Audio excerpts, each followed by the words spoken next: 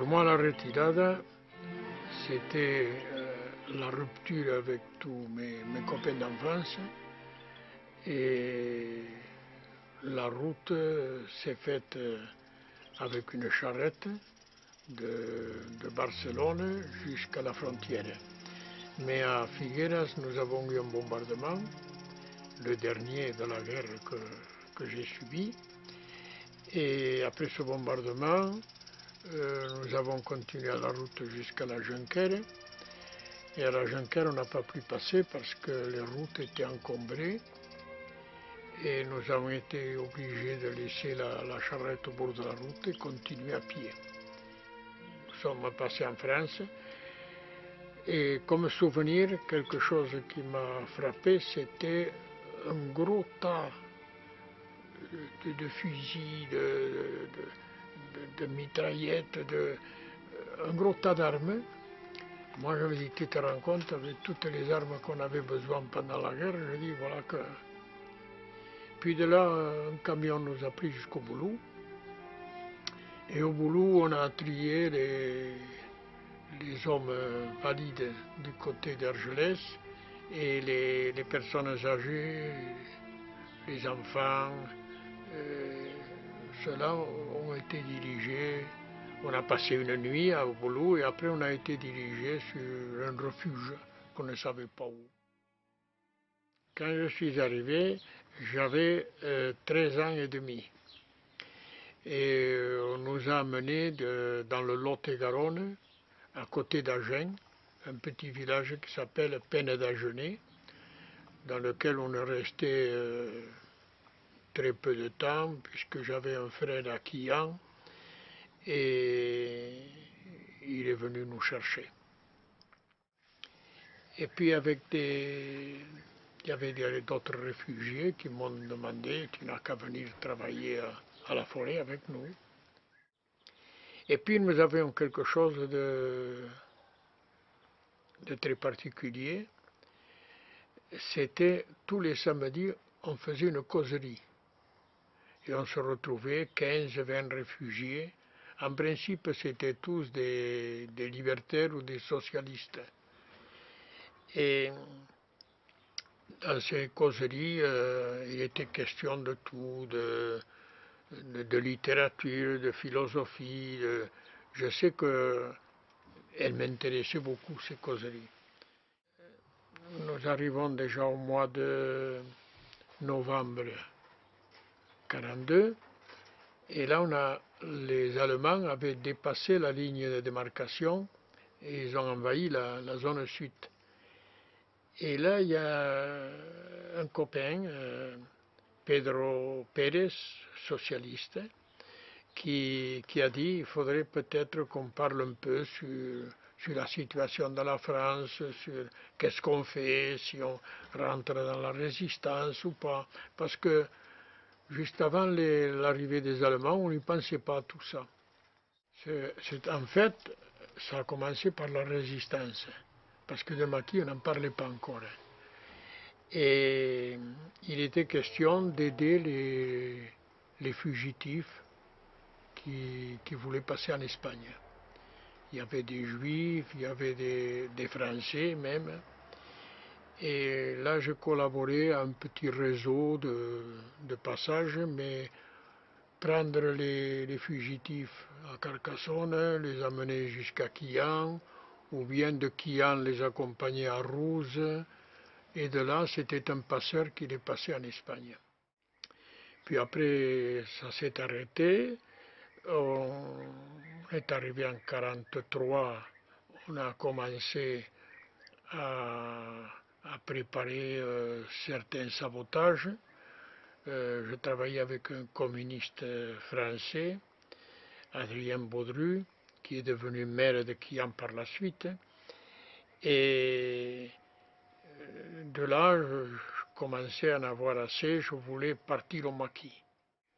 Alors, j'avais 17 ans, et José Abad, un copain de Chalabre, était venu me voir en disant si on se décidait à aller au Maquis. J'ai dit, moi, je suis décidé, j'y vais.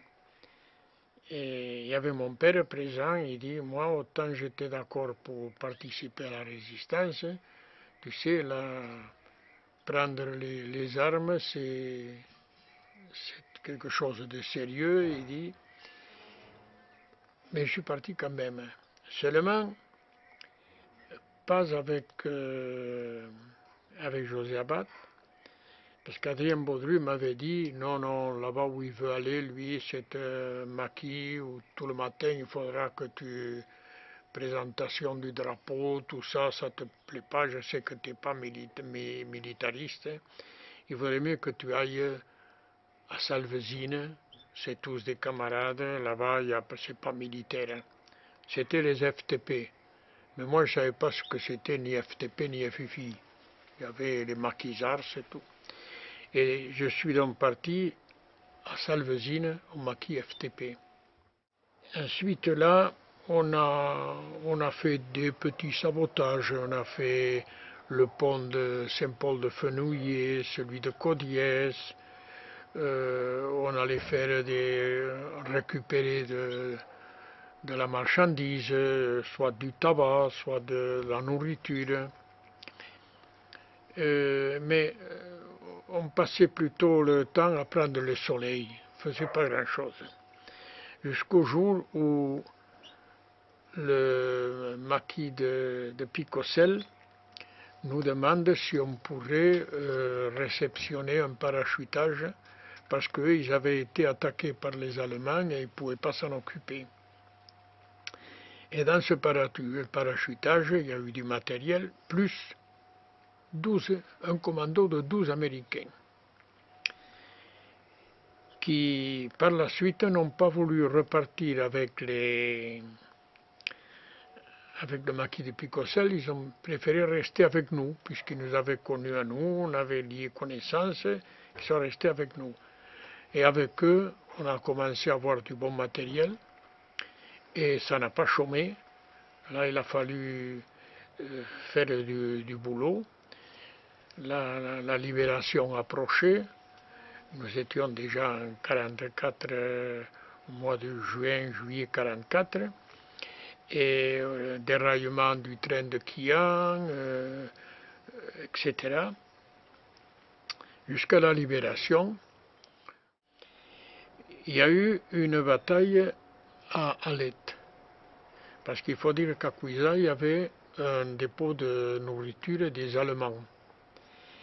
Et ils avaient envoyé des renforts à Cuisa pour ce matériel. Mais nous, on les attendait dans les gorges d'Alet. Et alors, dans les gorges d'Alet, il y a eu un accrochage très sérieux.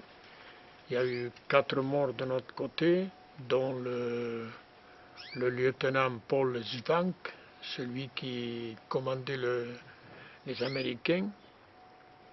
Et il y a eu quelques Allemands de tués aussi. Et ça a été la seule bataille qu'on a eue avec les Allemands. Eh bien, après, il se passe que avec Font, on revient à la compagnie et on lui dit au lieutenant Michel, on lui dit, on va partir, libérer l'Espagne. On est parti à l'instant même. On a fait le paquetage et on est parti. Parti Formiguère, direction Valsebollera, et de Valsebollera l'Espagne. On a traversé l'Espagne à Valsebollera. Mais on était 25, très mal préparés parce que l'armement était hétéroclite, des Moser, des Remington, des mitraillettes. On n'avait pas un armement. Moi, je voyais qu'on s'enfonçait en Espagne et qu'on ne savait pas ce qu'on allait y faire. Il dit, bon, en réalité, il dit, on va se mettre autour des villages, prendre position parce qu'en Espagne, ils vont se révolter et nous, il faut qu'on soit là pour prêter main forte. D'après ce que lui disait, c'était un mouvement populaire. Mais On attendait un autre groupe qui devait passer, qui est passé presque aussitôt avec le commandant Matteo, et là on allait savoir enfin ce qu'on allait faire. On n'a pas eu le temps, parce que quand le commandant Matteo et ses hommes sont passés, ils étaient 55, ils sont passés dans la journée, avec un drapeau républicain devant, et des gardes civils qui tiraient derrière eux. J'ai pas eu le temps de finir que, plutôt, j'ai pas eu le temps de commencer que Alcaraz, un copain, tirait de notre côté des rafales de mitraillettes en disant ils arrivent par là. Alors la panique s'est emparée des officiers, surtout de capitaine Lavella, Matteo, qui ont disparu de suite. On les avait derrière, devant, on était encerclés. Seulement, comme tout le monde s'est éparpillé, qui voulait fuir, la garde civile s'est mise aux trousses de ceux qui fuyaient. Et on entendait des rafales de mitraillettes qui tiraient d'un côté, qui se calmaient de l'autre, que ça reprenait de l'autre côté. Ensuite, j'ai vu une ombre qui s'approchait, c'était José Abad, qui me dit « Ne bougez pas », il dit « Je crois que ça tourne bien pour nous, ils sont en train de poursuivre les autres, et ne vous en faites pas, moi je vous passe en France, je connais le chemin, je vous repasse en France ». Et on s'est retrouvé une dizaine de... Il y a le commandant Delicado qui est venu nous voir, et le commandant Delicado, il nous a pas engueulé, mais enfin, il nous a sermonné un petit peu. Mais il ne faut pas se décourager, il dit, les camarades sont maîtres de la Val d'Aran, et nous, on va repasser bientôt avec du nouveau matériel. Bon, moi, je ne voyais pas d'inconvénient, mais je voulais bien savoir qu'est-ce qu'on allait faire. Entre-temps, je téléphone à mon père de la cabine téléphonique, j'ai téléphoné à la cabine téléphonique du village où était mon père. Il a appelé mon père et dans la conversation, il me dit, tu sais, il dit, ici, il se passe des choses qui pas du tout belles. Toutes ces choses, c'est-à-dire Miguel Garcia qui a été tué, Ramon Mialet et d'autres. Mais je dis pourquoi ils ont été tués, par qui? Il dit c'est par téléphone c'est difficile à dire, mais en réalité ce sont ceux qui sont avec toi, les tiens, les guerrilleros. Et je raconte ça à José Abad et à Mauricio Pascual. Et José Abad, il dit, bon, j'ai compris, il dit, ceux qui ont été tués, c'est des gens de la CNT. Il dit, je vois que j'ai connu la même chose en Aragon, et je vois que les purges continuent ici. C'est par la suite qu'on a appris qu'il y avait Georges Okupoulos, le grec, qui était mort, qu'il y avait Pedro Pérez avait été tué avec Miguel González, enfin, tous ceux qui étaient morts, c'était un du PUM, un du PSUC, Parti socialiste unifié de Catalogne, des socialistes de la CNT. Ils ont profité de l'époque où ils étaient les maîtres dans le département pour régler quelques comptes des récalcitrants à des gens qui osaient parler et dire que l'invasion d'Espagne c'était un montage. La libération de Paris, nous, on savait que c'était libéré, mais comment ça s'était passé, on on ne savait rien. Nous sommes en décembre 1944 et à ce moment-là, on nous regroupe Narbonne, Castelnaudary, Carcassonne et on part sur l'Alsace. On forme le 81e régiment d'infanterie et on part en Alsace. Et l'Alsace, on y passe l'hiver jusqu'au mois d'avril qu'on a passé le Rhin et on a continué jusqu'en Allemagne, quoi.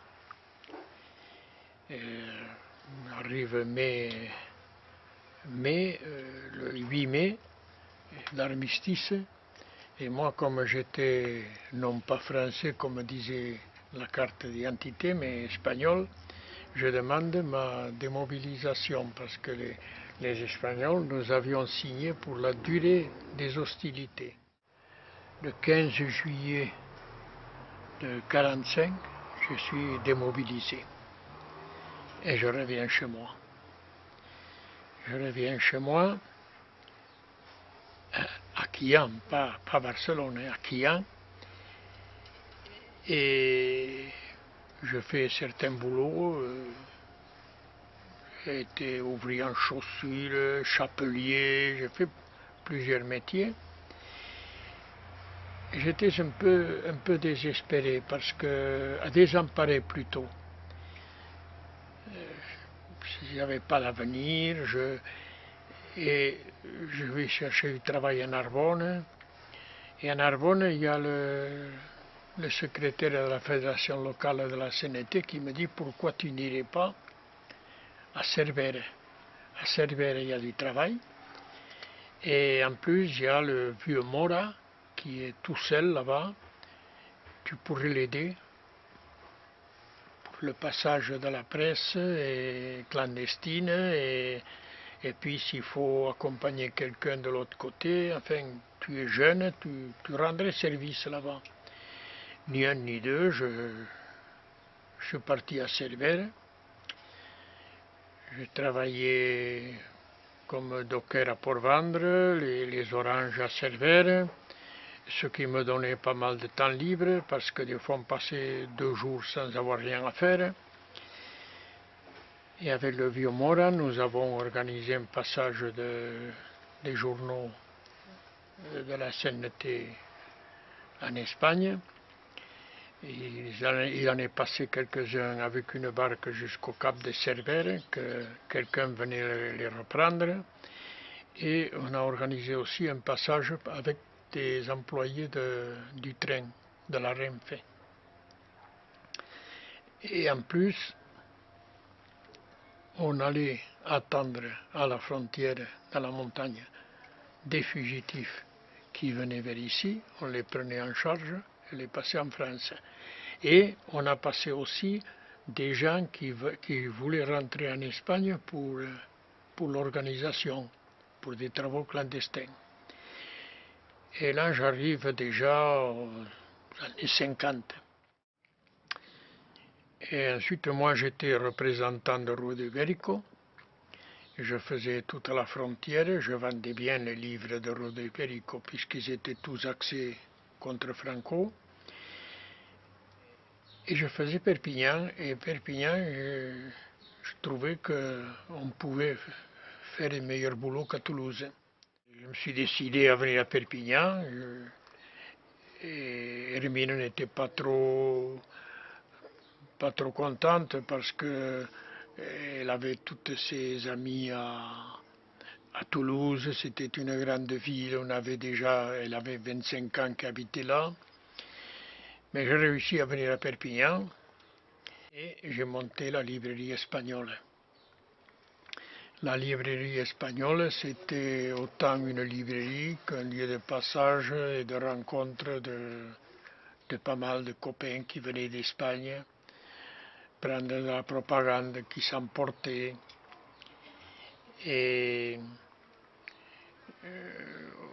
le groupe de Perpignan s'occupait des passages aussi. Là, j'ai abandonné la librairie, donc, et je suis venu aller en Espagne. J'ai travaillé avec un éditeur où j'étais directeur de collection. C'était une collection que je dirigeais, et dans le contrat il était dit que si un jour je voulais m'installer à mon compte, cette collection m'appartenait. On a fait la collection Nueva Senda, j'ai édité Peirats, Borras, j'ai fait des livres de Martin, d'Enrique Martin, j'ai fait quelques bouquins que j'ai encore, jusqu'au jour que je voyais que je ne payais pas. Il m'a fallu arrêter parce qu'il fallait que je mange. Et je suis revenu à Perpignan,